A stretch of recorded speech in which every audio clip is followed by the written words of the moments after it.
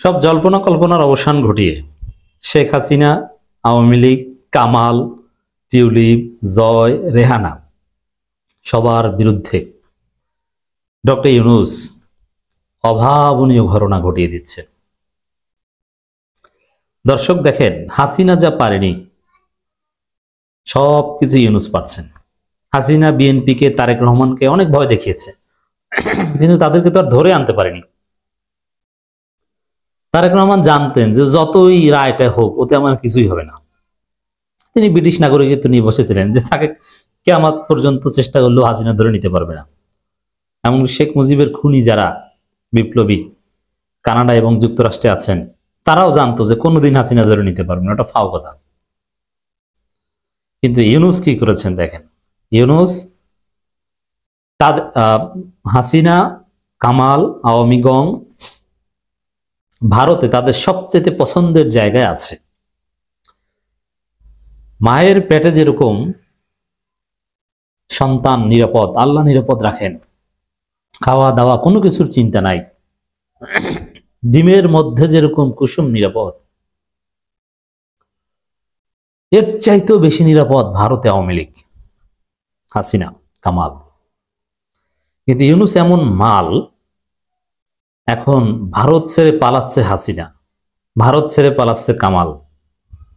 হ্যাঁ, কামালেরটা শুরু, কারণ কামালকে নিয়ে প্রথমে নড়াচড়া দিচ্ছি ইউনূস। খবর, ভারত ছেড়ে এবার নিরাপদ আশ্রয়ের খোঁজে কামাল।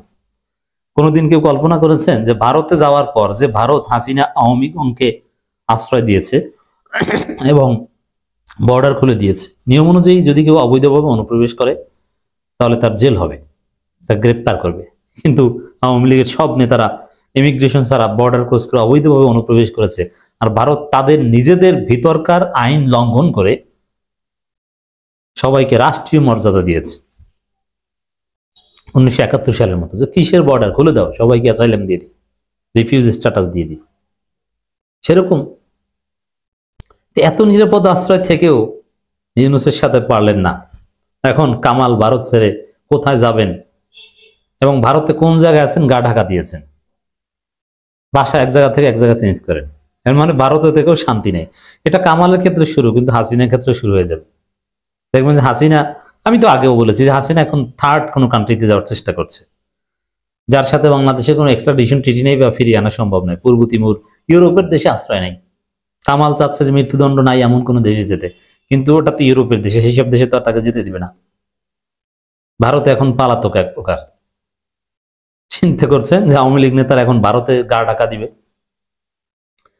বিডিআর হত্যাকাণ্ডের বা ওই সেনা হত্যাকাণ্ডের পিলখানা ট্র্যাজেডির রিপোর্ট প্রকাশ, এতে ভারত ধরা খেয়েছে, ভারতের সম্পৃক্ততা। ওইটা নিয়ে এখন ইউনূস ট্রেড অফ করতে পারবে মোদির সাথে, যে ওইটা কি নাড়াচাড়া দিব, আরো আন্তর্জাতিক অঙ্গনে ফাঁস করে দিব যে তোমরা বাংলাদেশের সেনাবাহিনীকে হত্যা করেছো, তাহলে কেমন বেকায়দায় পড়বা। এবং বাংলাদেশের গুমের সাথে আন্তরাষ্ট্রীয় গুমে তোমরা জড়িত, সালাউদ্দিন গুম কেস, সুখরঞ্জন বালি গুম কেস, এই তিনটে ঘটনা, সুখরঞ্জন বালি, সালাউদ্দিন আর পিলখানা ট্র্যাজেডি, এই তিন ঘটনায় পুরো ভারতকে ইউনূস নাস্তানুবোধ করতে পারে এবং তিন ঘটনাকে পুঁজি করে হাসিনা কামালকে ফেরত আনতে পারে। মোদি বাধ্য হতে পারে বাঁচার জন্য যে ঠিক আছে ওকে ফেরত দিয়ে দিলাম, কামালকে ফেরত দিয়ে দিতে পারে। এই ভয়ে কামাল এখন গা ঢাকা দিয়েছে। কিভাবে ভারত ছাড়বে সেই চিন্তায় আছে। ইউনূস কি পারে দেখেছেন, টিউলিপের এমপি তো চলে যায়, যুক্তরাজ্যের নাগরিক কেমন বেকায়দায় পড়েছে, এখন ওই দেশে মুখ দেখাতে পারে না। শেখ রেহানা পুতুল, ওরা পালাতক এক প্রকার। পৃথিবীর কোথাও হাসিনা ঘনিষ্ঠরা প্রকাশ্যে চলাফেরা করতে পারছে না, চোরের মতো, পালাতকের মতো। জয়কে কেউ দেখেন, ভার্জিনিয়া বলেন, ওয়াশিংটন বলেন, নিউ ইয়র্কে তো ভুলেও আসবে না, মাইর খাবে নিউ ইয়র্কে আসলে।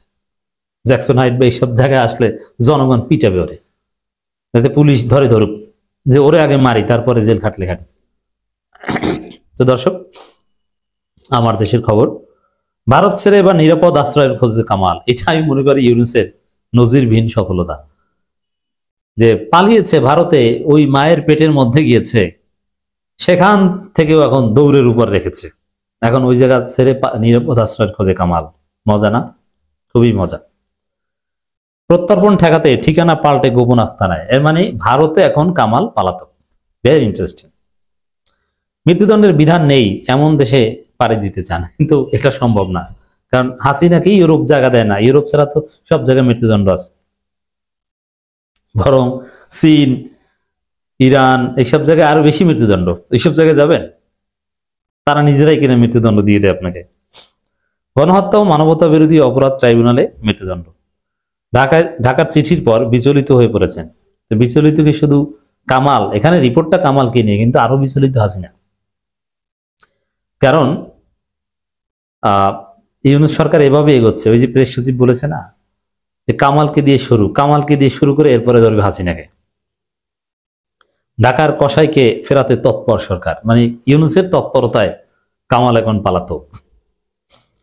গণহত্যা মানবতা বিরোধী অপরাধের দায়ে মৃত্যুদণ্ডপ্রাপ্ত সাবেক স্বরাষ্ট্রমন্ত্রী আসাদুজ্জামান খান কামাল ভারত ছাড়বেন, প্রস্তুতি চলছে। মৃত্যুদণ্ডের বিধান নেই এমন কোন দেশ গিয়ে আশ্রয় নেওয়ার চেষ্টা করছেন তিনি। পাশাপাশি বাংলাদেশের সঙ্গে বন্দি বিনিময় চুক্তি নিয়ে এমন দেশে যাওয়ার চেষ্টাও করছেন। পূর্ব তিমুর যান, ভালো হয়। পূর্ব তিমুরে অনেকেই যায়, এরকম আমি জানি। এই বিষয়ে আলোচনা চলছে, তাও আমি জেনে বলছি, সোর্স থেকে বলছি। এবং এখানে কামালের চেহারা কেমন হয়েছে দেখেছেন? চোরের মতো, গুন্ডার মতো, গ্রামের স্যাঁচরা চোরের মতো। গ্রামে একসময় চোর ছিল, এখন ওই চোর নেই। যারা চুরি করতে যেয়ে ভাত খেয়ে আসতো, পত্রিকায় মাঝে মাঝে দেখতেন, বা গ্রামের এটা রিয়াল চিত্র। আপনার তরকারি খেয়ে ফেলতো।